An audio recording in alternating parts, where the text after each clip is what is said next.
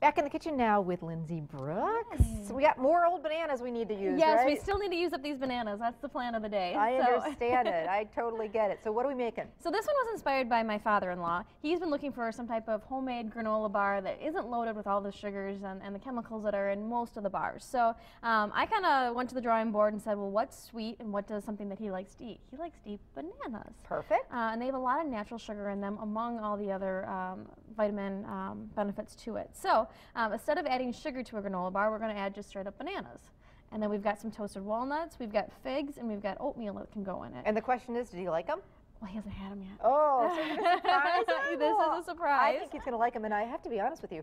First of all, some of those store-bought granola bars taste like cardboard. Yep. And the ones that taste really, really good aren't very good for you. They're really not a healthy the chocolate option. dipped ones and all that kind of stuff, you might as well go have dessert. So Yep. I'm excited about this recipe because I think these are great to pack along in a lunch bag or have in the car for the kids to munch And that's on. exactly what it is. It's just something to have in the afternoon when you get a little hungry or you get a little tired and you need just a little bit of energy to get you going for the next few hours. So And are they easy? they are easy. It's 4 ingredients essentially. Wow. And you can really play around with them, keeping that the bananas and the oatmeal are the same. Okay. But then if you don't like walnuts and you want to do almonds or pistachios, and then I have dried figs because I personally love figs, but you could definitely do dates, prunes, cherries, you name it with this recipe. So it's Okay. a really basic recipe to put everything together. And it involves a food processor, and Okay. it takes your 2 bananas if you Okay. want to peel one and throw one And in again, here. these are the really, really ripe ones that really need using, or you gotta Yep. throw them out. Yep. I hate to throw them out. Or we mentioned earlier, throw them in a Ziploc bag, put them in your freezer, and then make this recipe another time. I understand that sometimes you get to the end of the week and you don't have energy to make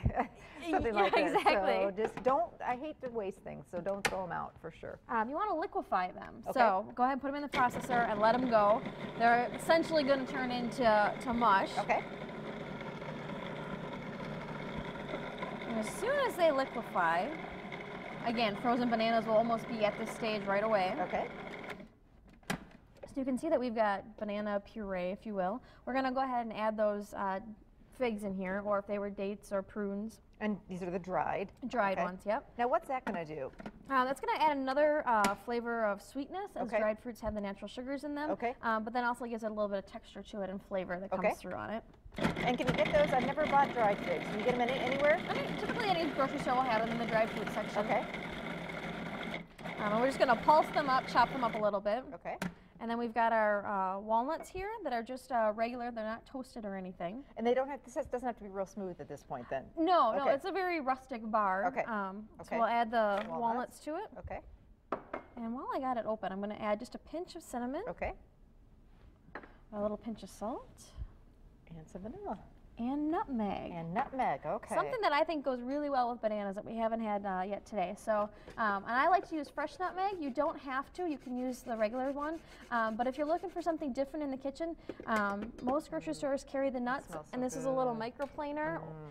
It's really a nice added flavor to the bar. So cinnamon, nutmeg, the salt, vanilla. I'll go ahead and pulse it a few more. We're breaking up those walnuts. Okay. But you don't let it go too long. Just a quick pulse. Yeah, at this point, the bananas are what's liquid, and that's what Okay. you want. The rest of them, you want a little texture to go with Okay. it. All right, and then we're going to take a bowl here and just kind of scrape all of our banana stuff into it. Okay. We got to add the oatmeal, and you can't quite add the oatmeal into the mixer because it will actually just chop up the oatmeal, Okay. and you want to keep those meal. So you want to do that by hand, in other words? Yeah. But mix that in by hand. Okay. But you can kind of smell what's going on already, and that cinnamon and nutmeg and the vanilla mix really well with the banana. So are these just any kind of like the Quaker Oats? The old-fashioned ones. I just Old-fashioned, don't like not the instant. Yep. Okay. Because these have more texture. Yep. I get it. All right, Amy, you want to go ahead and add those 2 cups of oats go into it. Okay. Stir it all together is really all you need to do. So it's an interesting recipe. You're not adding any honey to it. You're not adding any brown sugar to it. No butter? No butter. And you're pretty much just getting all those raw ingredients. We're going to put it in an 8 by 8 inch pan. Then I'm just going to spray with just a little bit of pan spray. Now, could you throw some chocolate chips in here just to get the kiddos, that? Yeah, okay. yep.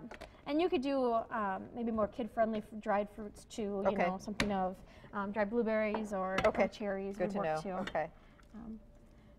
My father-in-law, I'm sure, is going to put prunes into his. Sure, instead of That's just one of Ed's figs. favorite dried fruit. So,